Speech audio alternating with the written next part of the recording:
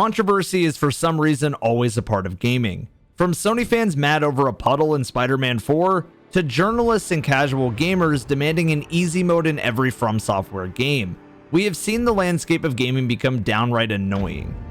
With that being said, it's not often that the players who demand an easy mode for FromSoft games get their wish. It doesn't happen often that a company known for brutally difficult boss fights nerfed a boss fight. But with this one, they did just that, stirring up plenty of discussion along the way. Why did this happen? Who is this boss? And more importantly, how did the nerf come to be? Welcome to a full history lesson on Elden Ring's most controversial boss fight, General Radahn.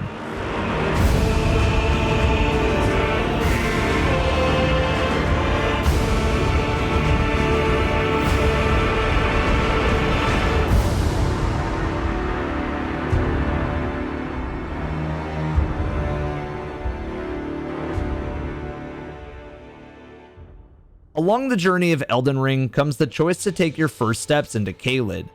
Now, normally, nobody recommends this path, but if it's your first time playing Elden Ring and you're not looking for a guide on where to go, you could definitely end up here, and I'm sure plenty of you watching this accidentally came here on your first playthrough. The warning signs are all over the place. Swords of battle, a wall in the way, hell, the sky turns red. And one detail I'm not sure you noticed is the eerie music transition going from peaceful to downright terrifying.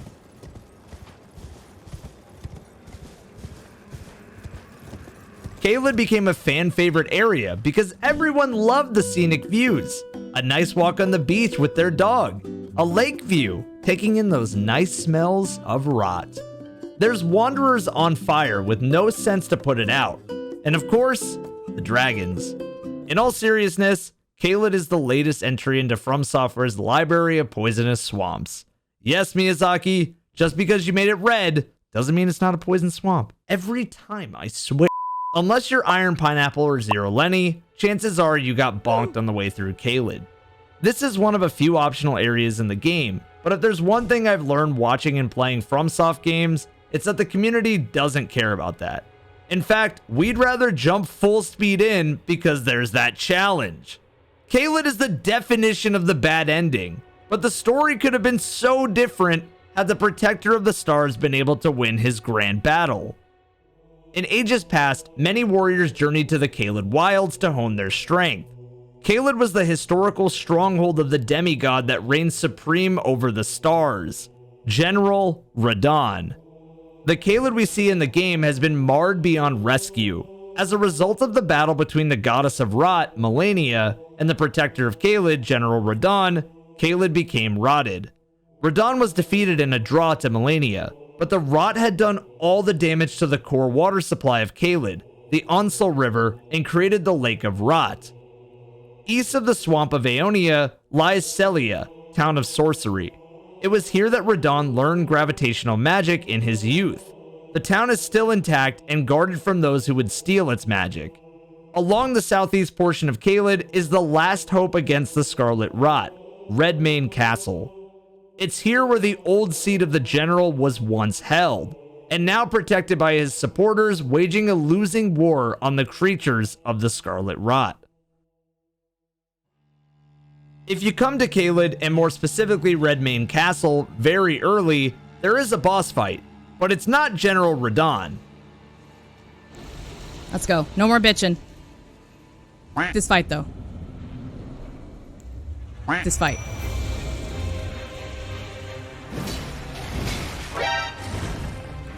Wait, another boss just popped up? What is that? Crucible Knight. No! Ah!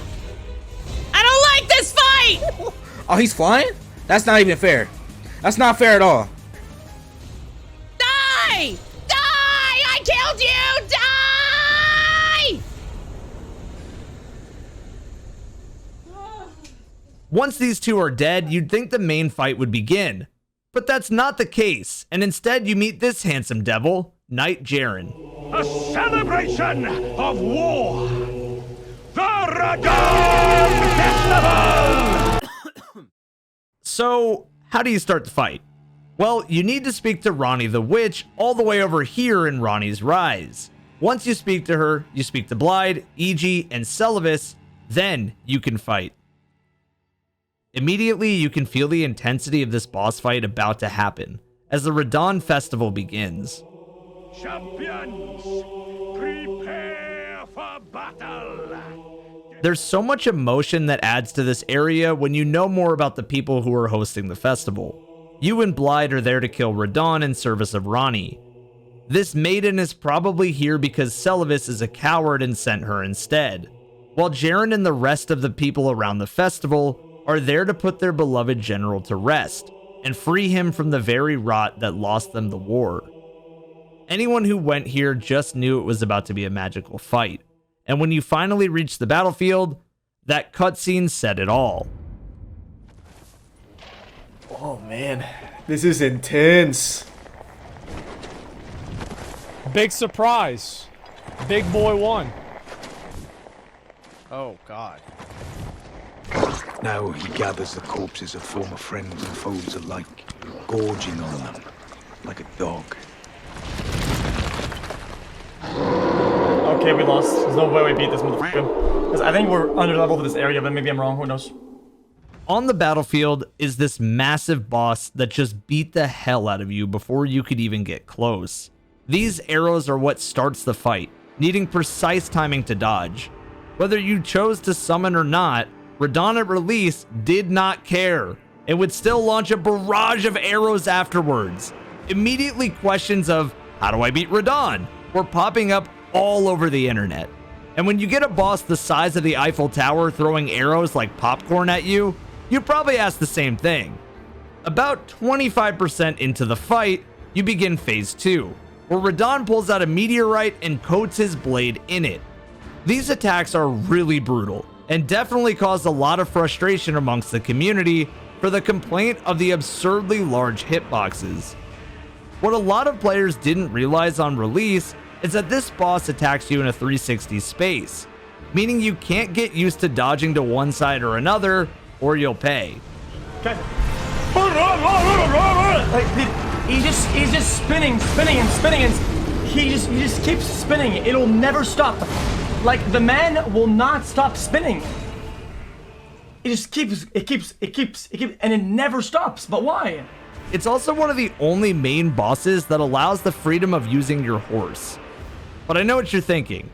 All these attacks, while cool, pale in comparison to one. I don't like that. Hello?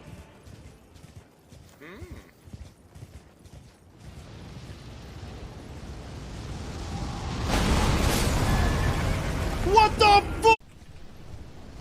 No! What the fuck? What the fuck? What the fuck was that? That's a meteorite, man. They call him Commander of the Stars for a reason!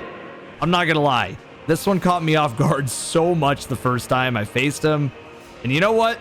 I think it's fair to say, this is the most insane attack in all of Elden Ring, for the pure spectacle alone. The internet would make all sorts of homages to this exact attack, as everyone tipped their controllers and said, "Ma general." One detail you might have missed with this attack is that Radahn changes the time of day when hurling down from the sky, maybe even taking our star, the sun, with him? Can't be 100% on why the time of day changes, but I love that the final phase is at moonlight, where you can see the stars in the sky. After this, the boss just goes into thermonuclear mode, so you best be ready to use all the stuff in your arsenal against him. Attacks that were gravity magic before now have constant floating meteorites. Where Radahn was stable and riding his horse around before, he is now turned into a flying drill, slicing through the air.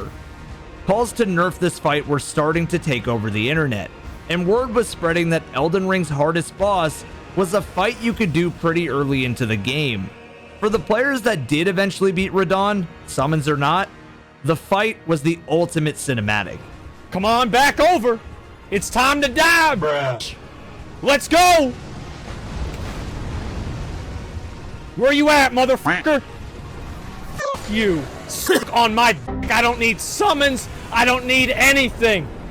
I don't need a damn motherfucking thing. I just beat him. Now, Radahn has one weakness that I'm sure you can guess. The Scarlet Rot.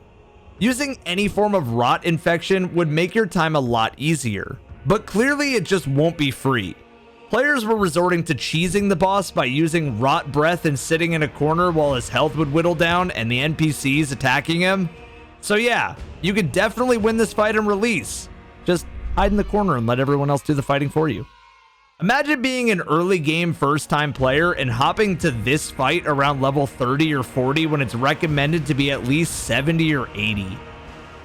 Yeah, couldn't be me, right? After many attempts, finally slaying him, something even more magical happens with this boss arena.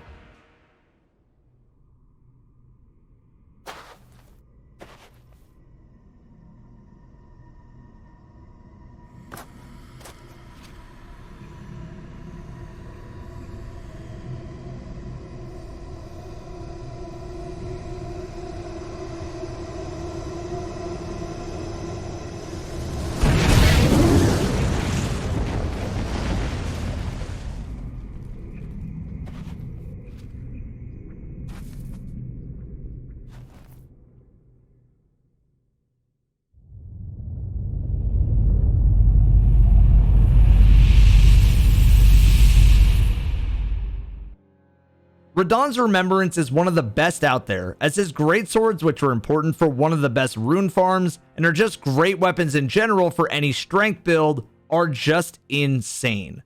Or you can use his great bow, which is also incredibly powerful.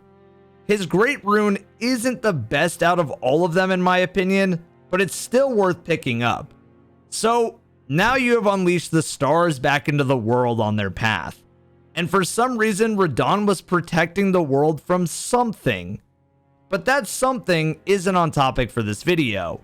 What is on topic is what FromSoft did to this boss.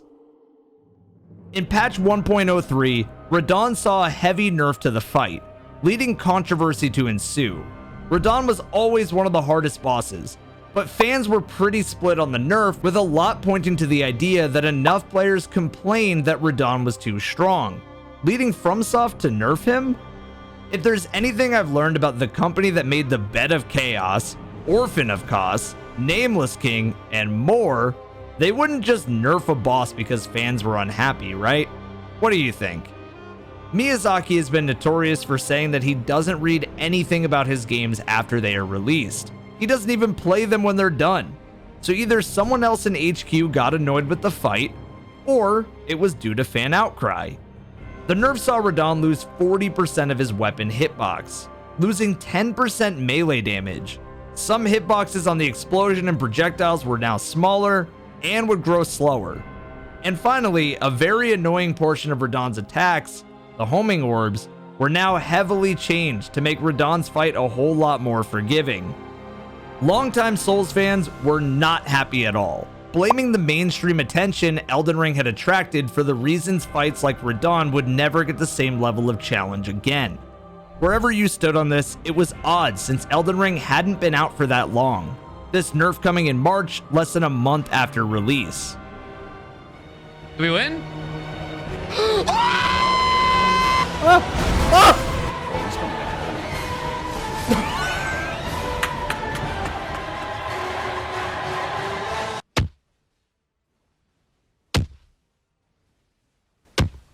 I beat Radahn pre-nerf became the new badge of honor amongst the community. He was a f***ing monster back in the day. It took me at least half a week of nights to beat him. That was with summoning everyone I could and then using rotten breath. He would kill everyone before getting to the second phase easily. Then it was running for my life trying to do anything I could. The first time I beat him it really felt like I did something. But that was a long time ago.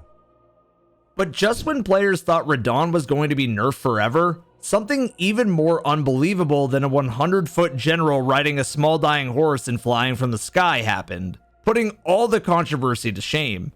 In update 1.03.3, FromSoft just said that they fixed him. Quote, fixed a bug in the balance adjustment of the boss, Starscourge Radahn, in Update 1.03, in which the power of some attacks was unintentionally reduced. The internet was up in arms again, but for the Elden Ring community, this was seen as a massive win to rally back against the controversy. What's poetic is that Malenia was accidentally buffed and then later nerfed back to normal. So it looks like the battle continues on equal footing for those two. So Radahn is back to normal Star Scourge Radahn, right? Well, not exactly.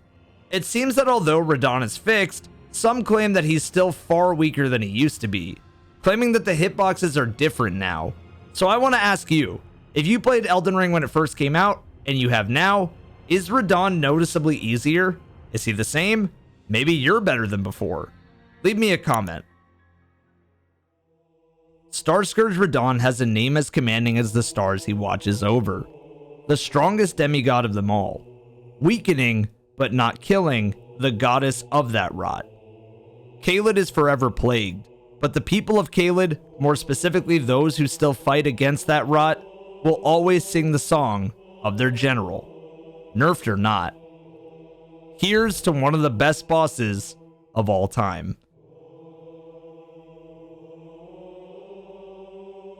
If you're new here, welcome. I love covering community stories and exciting things happening in my favorite games, like Elden Ring. So if that's something you want to watch, consider subscribing to my channel.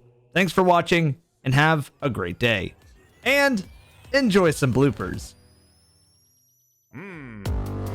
Ain't no way I do all that and then he leave. What?